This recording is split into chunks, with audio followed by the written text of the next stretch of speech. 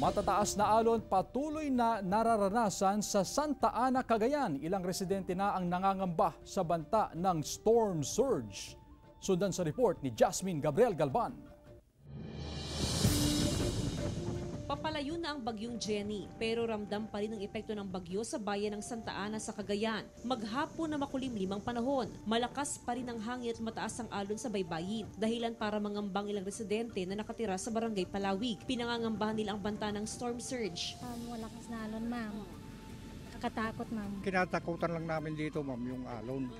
Pero yung hangin, hindi namin kasi umaabot dito sa namin yung mga bahay dito. Pero pinawi ng PDRRMO ang pangamba ng mga residente.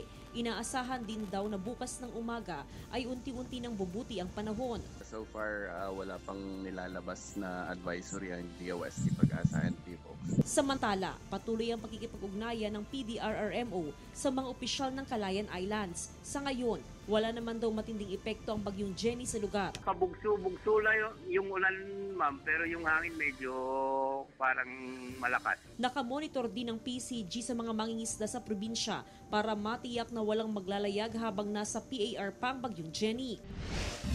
Makulimlim at nakaranas lamang ng bahagyang pag-ulan sa Batanes dala ng bagyong Jenny. Gayunman, sinuspindi muli ang klase sa lalawigan dahil sa nakataas sa tropical cyclone wind signal. Signal number 3 sa Itbayat at signal number 2 sa natitirang bahagi ng probinsya. Tanging ang Itbayat ang nagsuspindi ng trabaho. Ayon sa PDRRMO, sapat ang supply ng diesel para sa supply ng kuryente hanggang sa mga susunod na buwan. Samantala, kanselado rin ang flight sa Batanes dahil sa sama ng panahon.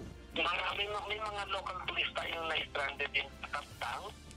Pero okay naman po sila sa ngayon, nakamonitor po kami doon at patuloy naman po ang tulong na binibigay sa kanila habang nandun sila. Dahil wala na po kasing ginagahing bangka. Ipinapatupad pa rin ang no sailing policy kaya nanatiling walang biyahe sa lahat ng isla. Mula sa probinsya ng Cagayan, kasama si Daryl Peralta, Jasmine Gabriel Galban, One North Central Luzon.